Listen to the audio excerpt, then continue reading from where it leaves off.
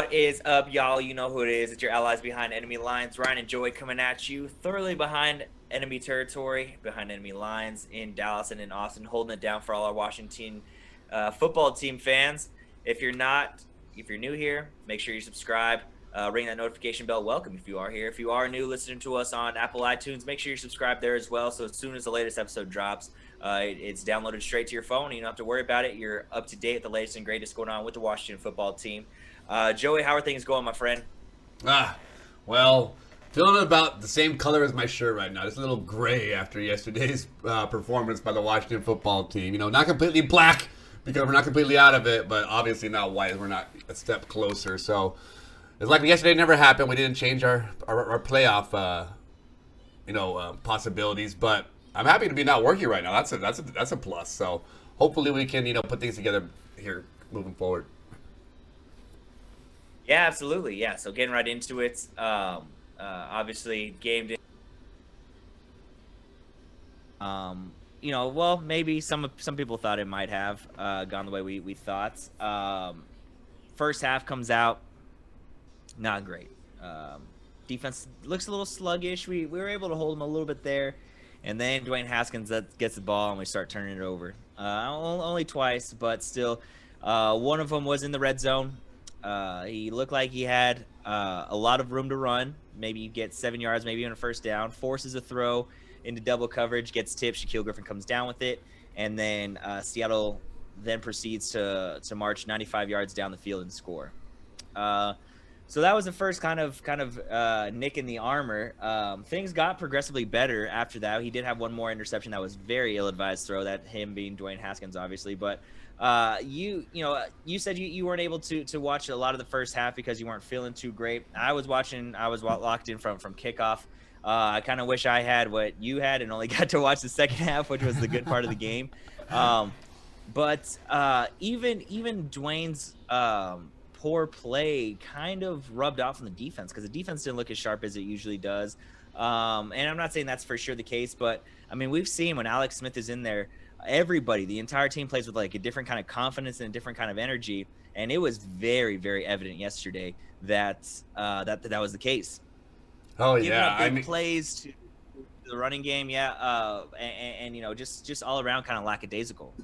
Oh yeah, as you said there, I was in and out of I was conscious. I didn't sleep very well in the morning, so I did see parts of the first half, and I did see the complete second half.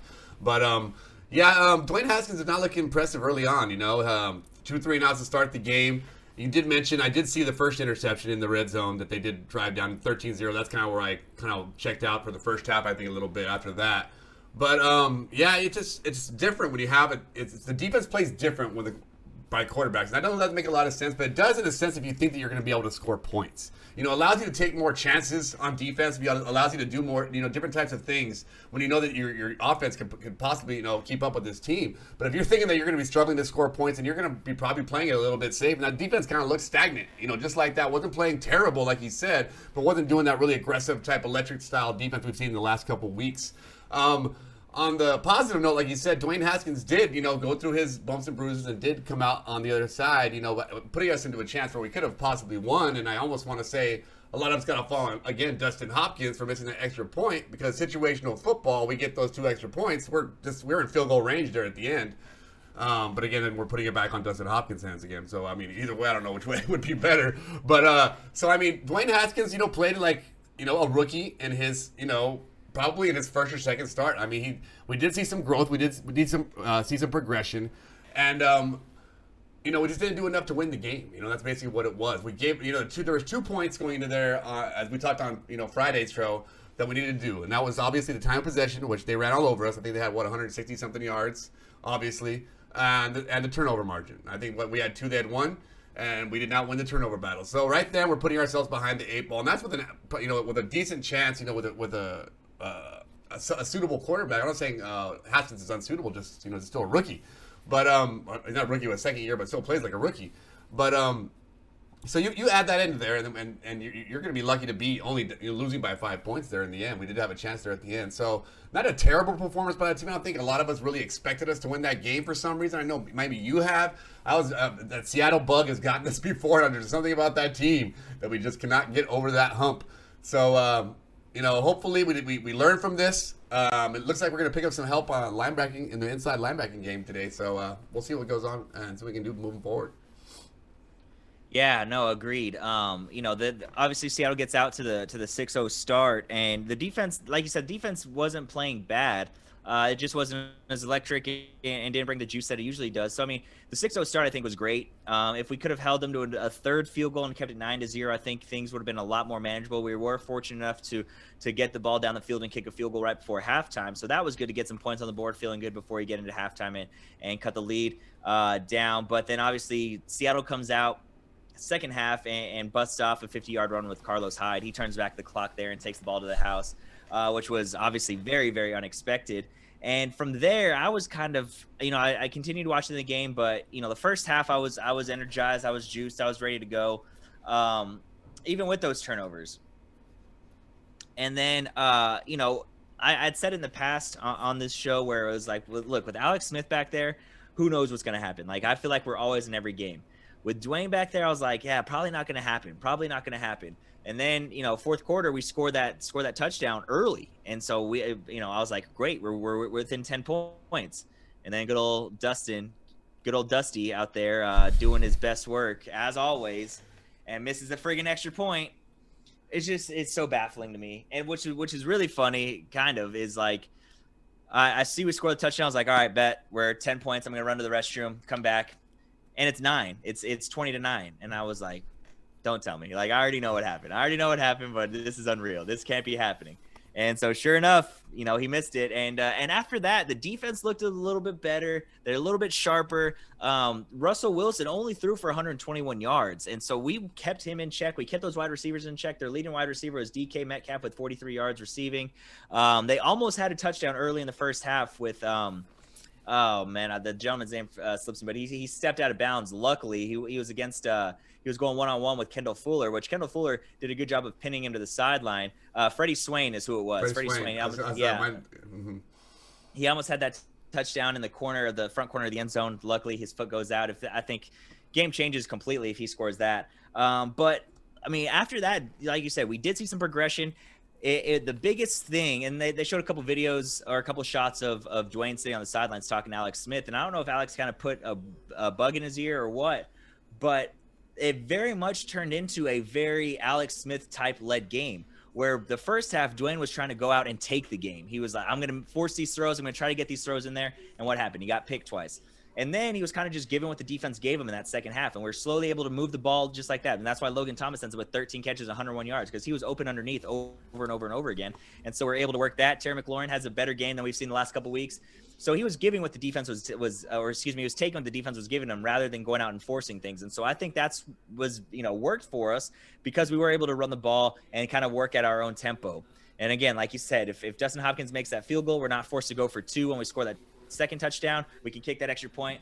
On the flip side, we are relying on Dustin Hopkins again to kick that field goal to tie it up. So I don't know if it was better just to see, to have a slow, painful death like this, or a quick one if he would have missed that field goal at the end. Because it makes Haskins look like he lost the game versus he looks like the goat. He's the what do they call it, the goat, but not scapegoat. Like the small time. The scapegoat. Yeah.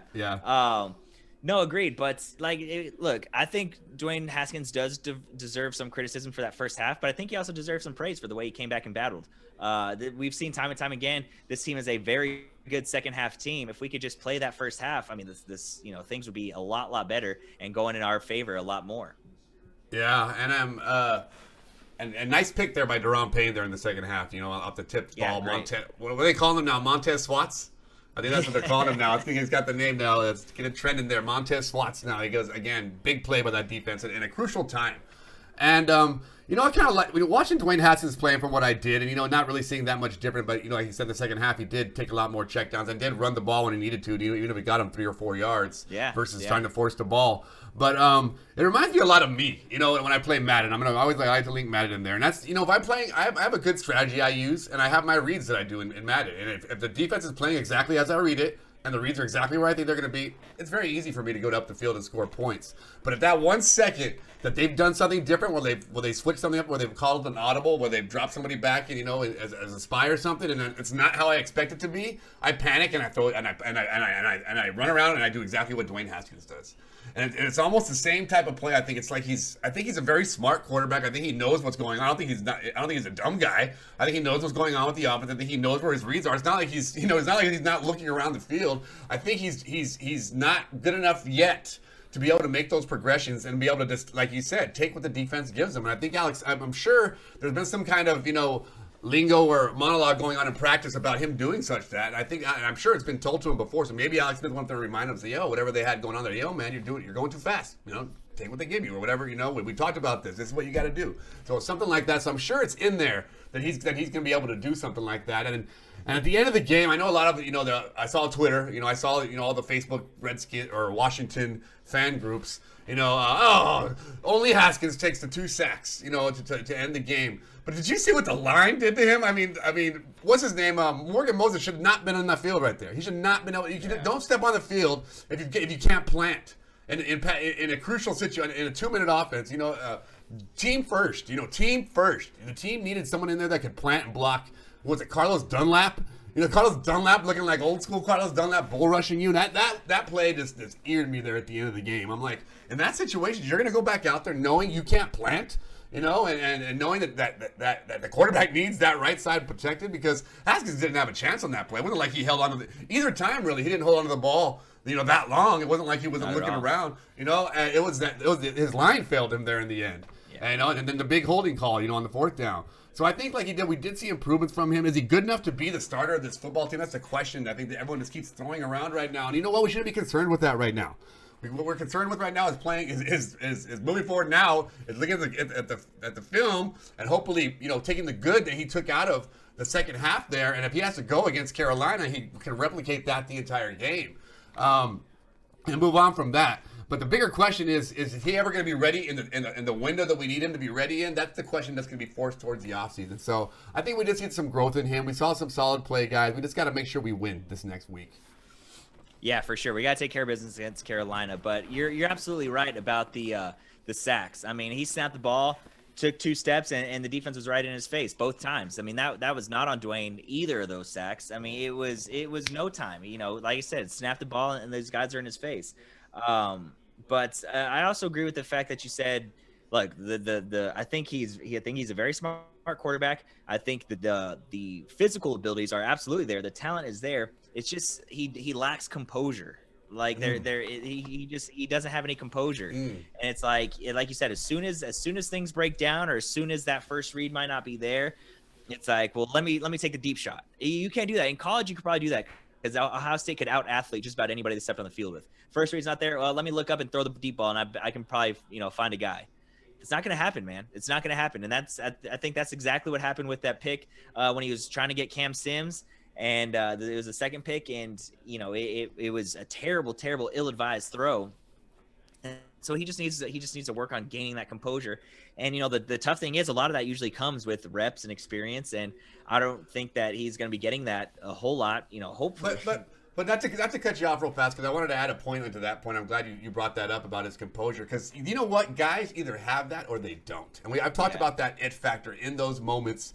Kirk Cousins does not have that. He does not have that. There's very few quarterbacks that have that. We're talking about Aaron Rodgers, Tom Brady, Matthew Stafford is one I'll throw in that, and very few quarterbacks have that. And if your quarterback does not have that, I mean, is he your quarterback? Alex Smith has that, I think. And basically what it is you put that in the situation, you put the quarterback, it's irregardless of the situation, he's going to play exactly how he plays. It's the situation, he's just like numb. He's numb to the emotions and the pressure of the given, the spectacle of it all, and he just plays his game. I think, a lot of quarterbacks get emotionally caught up and want to do more than they can, or like you say, panic and just try to force things there. And so is that composure learned?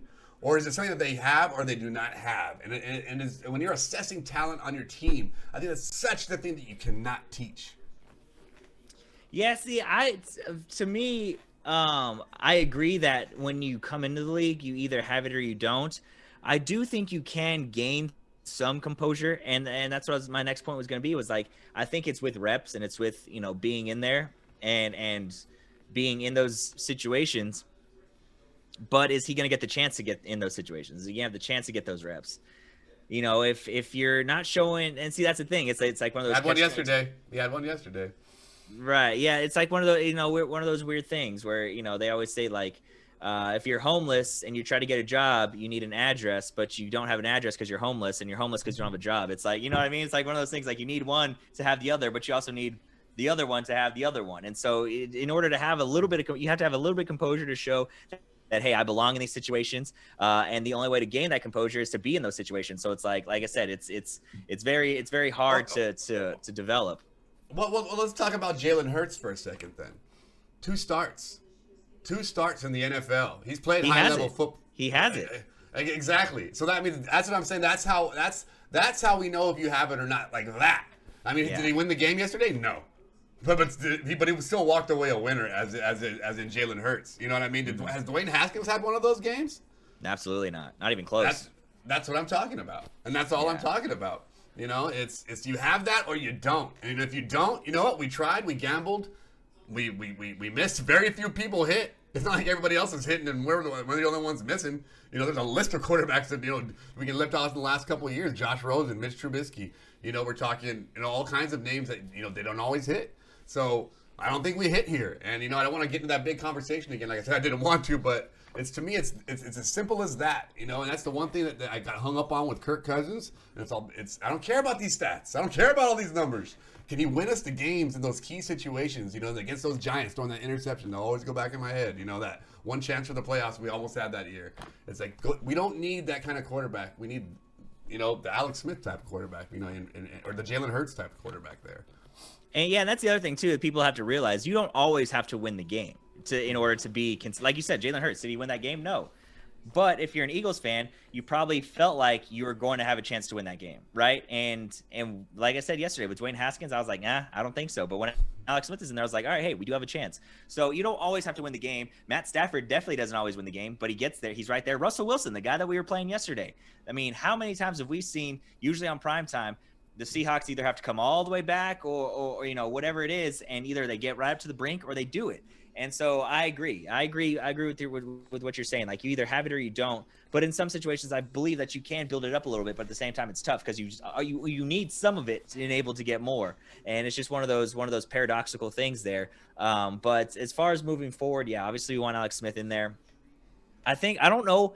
And this isn't disrespect to Antonio Gibson, because I love him as a player. I love what he's done for this team, but I don't know if that we missed him a ton. McKissick and Barber did a decent enough job, and I think even with Antonio Gibson in there, he probably wouldn't have been as utilized in the passing game as much. I mean, McKissick still had 9 catches on 10 targets, so I mean he was utilized quite a bit.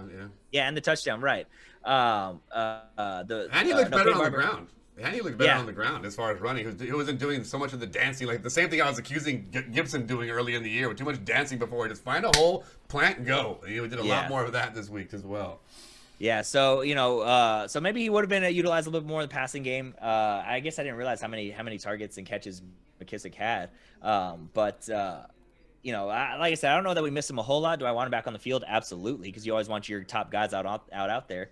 But as far as the quarterback position goes, I think if we want a shot at this, Alex Smith has to be back out there. I hope it's not too bad. Hopefully he's back out there against Carolina.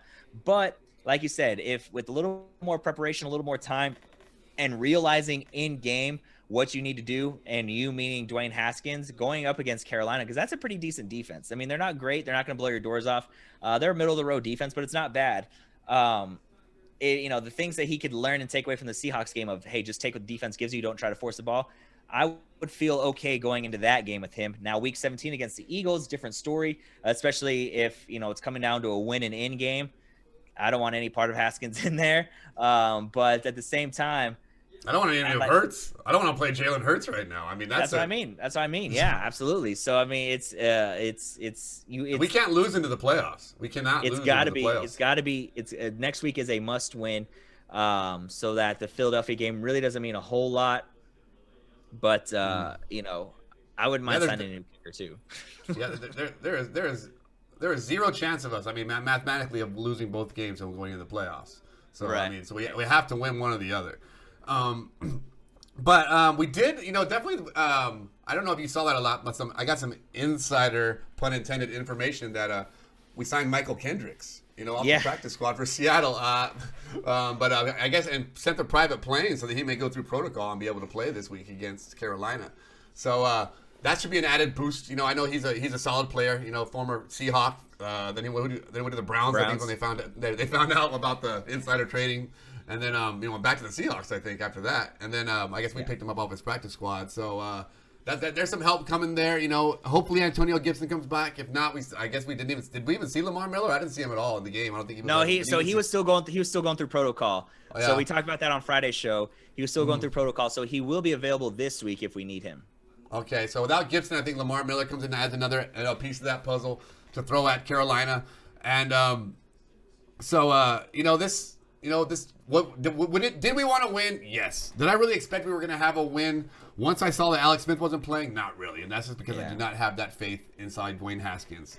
Now, can Dwayne Haskins, before not to get too far into the next show, can he learn enough to get ready for the next week? I think he can. I definitely think he can. I think he can build off of what he did. I don't think Carolina's a very, tough team. I think that, I think someone said, or I read it quote, or someone tweeted after the game that they said what changed, and he said he got mad or something.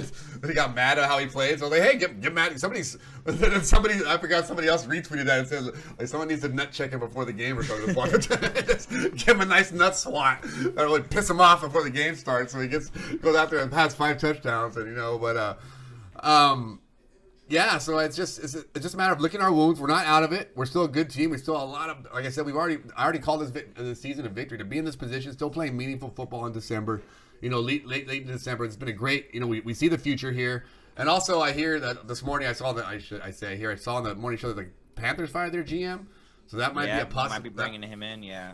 Marty McScurley or whatever his name is. I don't know what his name is, but I just know his first name is Marty. So which to me brings about a bigger question is I think a lot of the success we have is the guy's name was it Kyle Smith that's running the president right now, and many think that if we do something like that he's going to get pulled to GMs elsewhere. And I think a lot of these signings and a lot of these these draft picks, Montez Sweat, he said I don't think Haskins was him. I think it came from above from Daniel Snyder. Said don't give me Haskins right now.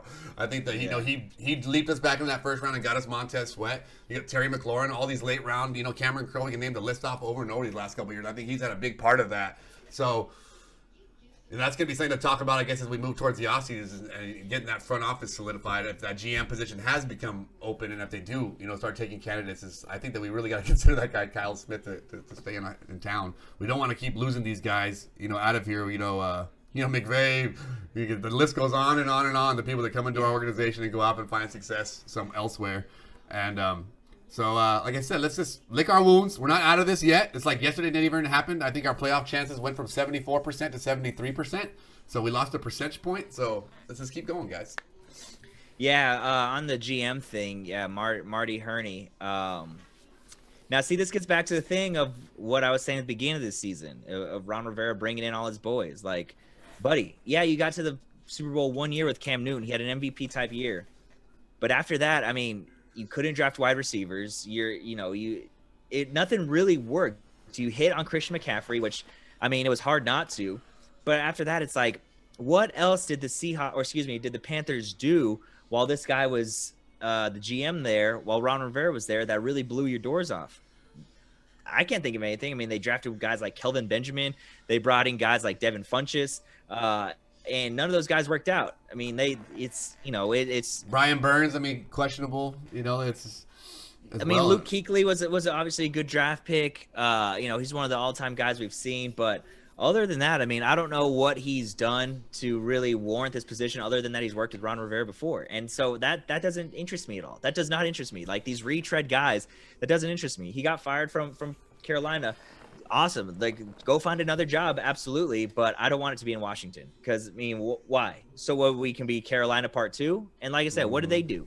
Nothing. They made it to the Super Bowl 1 year. If we make it to the Super Bowl, once, that'd be great. But I don't see that happening under that regime. I like who we have in there now.